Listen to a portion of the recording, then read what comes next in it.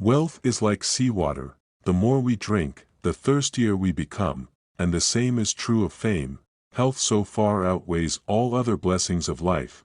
Better truly, healthy beggar is happier than a sick king. Whoever attaches a lot of value to the opinions of others pays them too much honor. The clever are not so much looking for loneliness as they avoid the fuss created by fools. If we suspect that a man is lying, we should pretend to believe him, for then he becomes bold and assured. Lies more vigorously and is unmasked. Wicked thoughts and worthless efforts gradually set their mark on the face, especially the eyes. You should be careful not to form a very favorable opinion about a person at first acquaintance. Otherwise, in most cases, you will have to be disappointed. There is no doubt that life has given us not to be enjoyed, but to be overcome, to be got over. The greatest of follies is to sacrifice health for any other kind of happiness. The word of man is the most durable of all material. Each day is a little life, every waking and rising a little birth, every fresh morning a little youth, every going to rest and sleep a little death. A man can do what he wants, but not what he wants. A man can be himself only so long as he is alone, and if he does not love solitude, he will not love freedom, for it is only when he is alone that he is really free. Almost all of our sorrows spring out of our relations with other people. Money is human happiness in the abstract. He then, who is no longer capable of enjoying human happiness in the concrete, devotes himself utterly to money. Great men are like eagles and build their nest on some lofty solitude. Willpower is to the mind like a strong blind man who carries on his shoulders a lame man who can see. The first 40 years of life gives us the text. The next 30 supply the commentary on it. It is a clear gain to sacrifice pleasure in order to avoid pain. Sleep is the interest we have to pay on the capital which is called in at death, and the higher the rate of interest and more regularly it is paid, the further the date of redemption is postponed. It's the niceties that make the difference. Fate gives us the hand and we play the cards.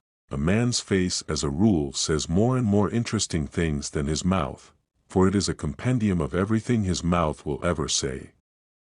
In that it is the monogram of all this man's thoughts and aspirations. It is difficult to find happiness within oneself, but it is impossible to find it anywhere else. A high degree of intellect tends to make a man unsocial. The young should early be trained to bear being left alone, for it is a source of happiness and peace of mind. Whoever violated trust once loses it forever. Happiness belongs to those who are sufficient unto themselves, for all external sources of happiness and pleasure are, by their very nature, highly uncertain, precarious, ephemeral and subject to chance.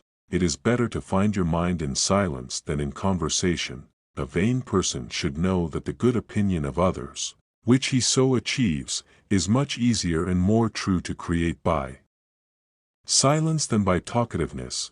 You generally won't lose a friend by turning them down for a loan, but very easily by giving it to them. From the point of view of youth, life is an endless future. From the point of view of old age, it is a very short past. If we were not also interested in ourselves, life would be so uninteresting that none of us would be able to endure it. We can come to look upon the depths of our enemies with as much regret as we feel for those of our friends, namely when we miss their existence as witnesses to our success. Obstinance is the result of the will forcing itself into the place of the intellect. It is only at the first encounter that a face makes its full impression on us. The man never feels the want of what it never occurs to him to ask for. To live alone is the fate of all great souls. The doctor sees all the weaknesses of mankind, the lawyer, all the wickedness, the theologian, all the stupidity. The two enemies of human happiness are pain and boredom. The more unintelligent a man is, the less mysterious existence seems to him. Politeness is to human nature what warmth is to wax. In our monogamous part of the world, to marry beings to have one's rights and double one's duties, we forfeit 3/4 of ourselves in order to be like other people. Reading is equivalent to thinking with someone else's head instead of with one's own. we will gradually become indifferent to what goes on in the minds of other people. When we acquire a knowledge of the superficial nature of their thoughts, the narrowness of their views, and the number of their errors, life is short, and truth works far and lives long. Let us speak the truth. A pessimist is an optimist in full possession of the facts. To overcome difficulties is to experience the full delight of existence. Life without pain has no meaning. Never dare to rely on your relatives because expecting something from others makes you dependent and weak. Don't tell your friend what your enemy shouldn't know. A man's delight in looking forward to and hoping for some particular satisfaction is a part of the pleasure flowing out of it, enjoyed in advance.